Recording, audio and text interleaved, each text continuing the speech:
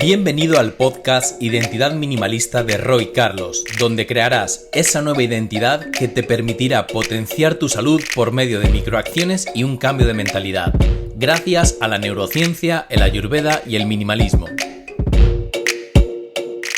Bienvenido al episodio número 5 de Identidad Minimalista, donde cada semana te acercamos las mejores estrategias y microacciones para potenciar tu salud de una manera minimalista, haciendo que el tiempo no sea tu peor enemigo.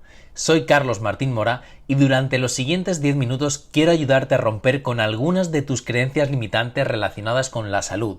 Quiero que descubras nuevos caminos y que sigas en la dirección correcta hacia esa nueva identidad para hacer de tu salud tu estilo de vida.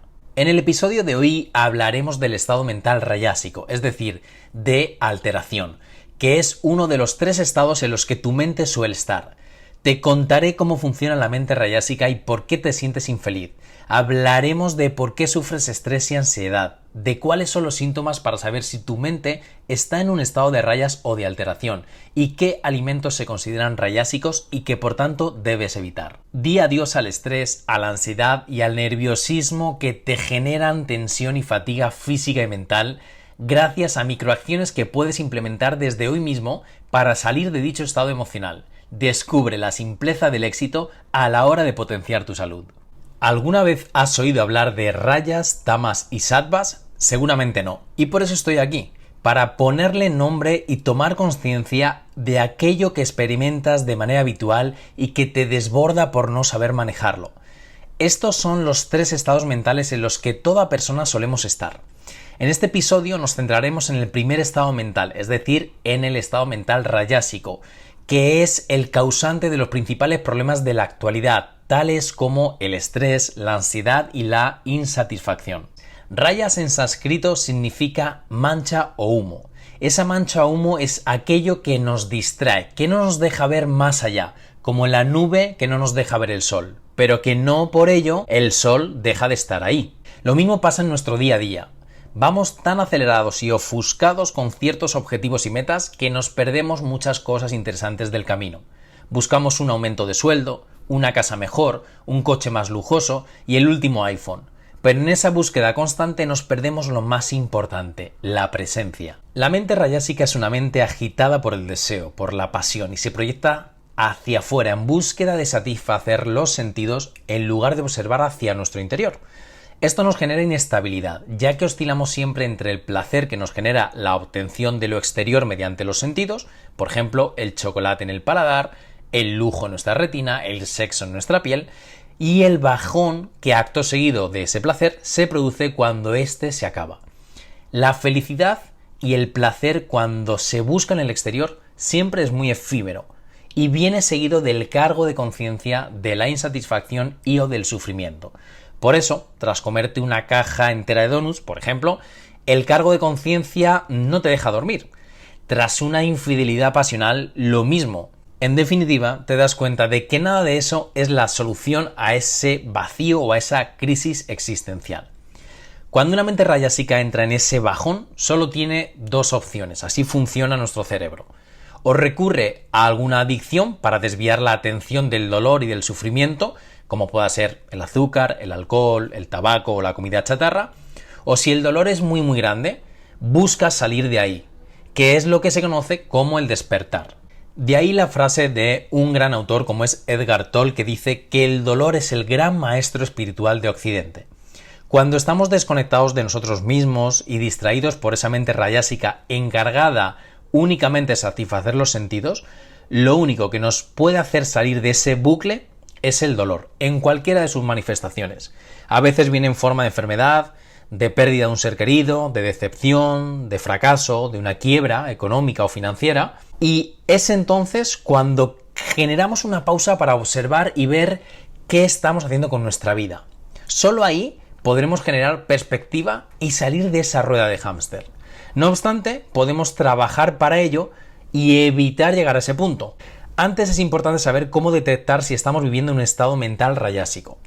Dependiendo de la naturaleza de la persona, es decir, de su doya predominante o sus doyas predominantes, pueden ser varias las manifestaciones que nos hagan saber si estamos en rayas. Pero no importa cuál sea nuestro doya, ya que el resultado final es el mismo, es decir, optar por salir de ese estado de locura mental. Una persona que habla sin parar, sin ninguna intención concreta, o una persona que se queja mucho, una persona que está ausente, que vive siempre proyectando en el futuro a nivel mental, una persona a la que dominan sus sentidos, por ejemplo, que no se puede resistir a la comida, es porque realmente se encuentra en un estado mental rayásico. Otras personas, sin embargo, les da por obsesionarse por un objetivo.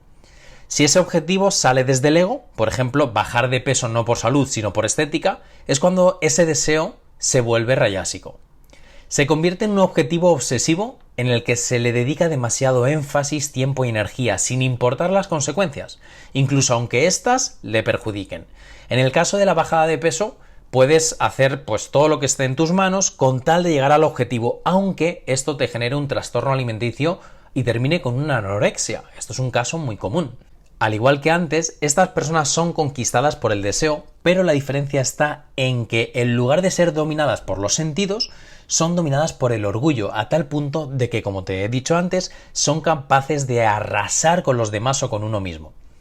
Están tan cegados por ese objetivo que, como dije al principio, la única forma de que salgan de ahí es mediante la enfermedad. Por ejemplo, una persona obsesionada con su trabajo y que se ha vuelto adicto a él, hasta que no le dé un infarto, un ictus o un ataque de pánico, no se va a dar cuenta de lo que está cultivando.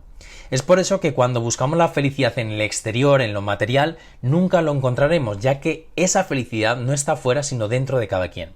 Cada día en el que cegado caminas en esa misma dirección sin tan siquiera plantearte por qué y para qué lo estás haciendo, es lo que te hace sentir mal y solo te genera acumular estrés y ansiedad.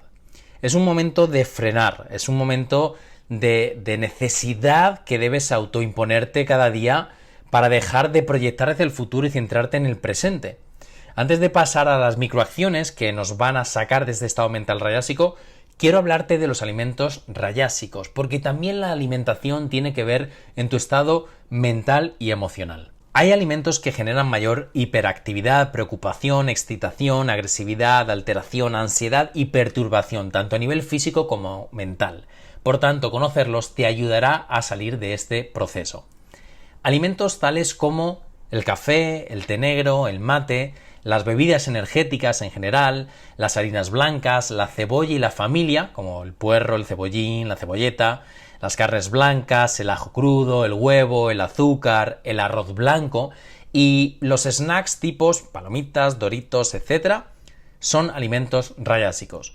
Esto no quiere decir que sean malos para la salud. Por ejemplo, una cebolla, un huevo o un té no es insalubre, pero sí que alteran la mente, por lo que estás cultivando rayas y si te encuentras en un momento demasiado rayásico, es decir, demasiado ansioso, pasado de vueltas, es muy recomendable que disminuyas el consumo de dichos alimentos. Te va a ayudar a cultivar tu presencia y sobre todo a quietar los pensamientos. Una vez que sabemos qué alimentos debemos evitar cuando nos sintamos en un estado mental rayásico, vamos a ver qué otras microacciones podemos hacer que también nos ayudará.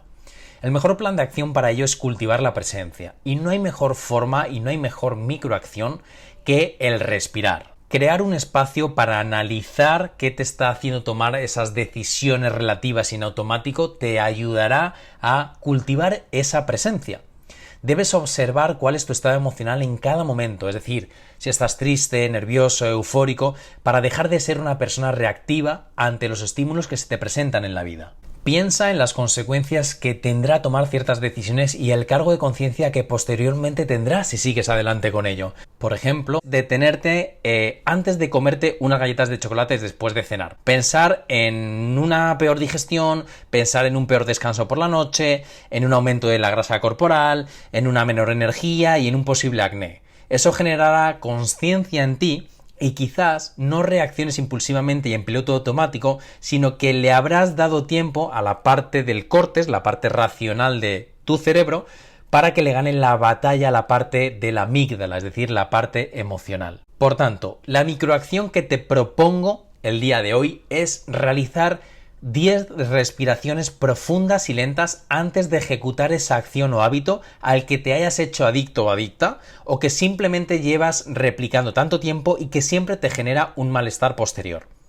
Llevar a cabo esta práctica te hará recuperar el libre albedrío y hará que dejes de actuar en piloto automático condicionado por el instinto de tus sentidos y el querer satisfacerlos con cosas externas y o materiales. Si no generas estos espacios, vas a vivir arrastrado por los impulsos, los deseos y los estímulos y al final de un día de no parar vas a quedar agotado. La segunda estrategia para salir de una mente rayásica dominada por el ego y la obsesión y que te invito a que empieces a experimentar esta semana es cultivar la solidaridad. Lo puedes hacer de 1000 maneras. Una de ellas es pedir perdón a alguien al que le has hecho daño, bien sea consciente o inconscientemente, de una manera reciente o en el pasado. Otra forma es pedirte perdón a ti mismo, y esto es súper importante, trabajar el amor propio, porque a veces nos maltratamos mental y físicamente hablando con acciones como el juicio, el autosaboteo, una mala alimentación o el sedentarismo. También puedes donar tu tiempo a tus amigos, a tu familia o a tu entorno en general, o incluso a personas que no conozcas y que necesiten de él, bien sea para ser simplemente escuchados, ayudados físicamente o para impulsar alguna idea, algún proyecto ajeno. Cualquiera de estas microacciones te van a ayudar a salir de ese estado mental rayásico. Resumiendo, cuando nuestra mente se encuentra en rayas, nos volvemos personas más reactivas y perdemos la capacidad de elección consciente que nos acerca a tomar decisiones acertadas en nuestra vida. Las personas rayásicas se vuelven personas más ansiosas, indecisas, inquietas, informales, agresivas, críticas, manipuladoras, vanidosas, compulsivas, dependientes, celosas, materialistas. En cualquiera de los casos, lo primero que tenemos que hacer es salir de ahí cuanto antes. Te propongo que esta semana experimentes el disminuir o eliminar los alimentos rayásicos de tu dieta, que hagas 10 respiraciones conscientes antes de actuar ante una situación a la que te hayas hecho adicto o adicta o que te genere malestar tras llevarla a cabo, pensando en las consecuencias que vendrán después, y que practiques la solidaridad en cualquiera de los formatos que te he demostrado o que te he compartido. Transcurrida una semana vas a notar grandes cambios, sentirás que tu mente está más calmada, habrás disminuido tus niveles de estrés y tendrás más conexión contigo mismo o contigo misma, ya que habrás bajado la agitación mental que te impedía anteriormente escuchar tu cuerpo para saber qué necesita en cada momento. Solamente estando en conexión contigo mismo podrás llevar a cabo esta acción del salir del rayas y sobre todo del estar en un estado de tranquilidad, armonía y equilibrio. Hasta aquí el episodio de hoy. Espero que te haya gustado y que hayas podido romper con alguna de esas creencias, que hayas descubierto un nuevo horizonte y que estés un pasito más cerca de tu nueva identidad minimalista. Aplica lo aprendido el día de hoy y si te ha gustado este capítulo recuerda, dale a me gusta, comparte y comenta, así podremos ayudar a otras muchas personas. Gracias por acompañarnos, te esperamos en el próximo episodio. Hasta aquí llegó la charla de hoy. No olvides suscribirte a este podcast si quieres seguir aprendiendo y creciendo junto a nosotros a través de esta comunidad minimalista.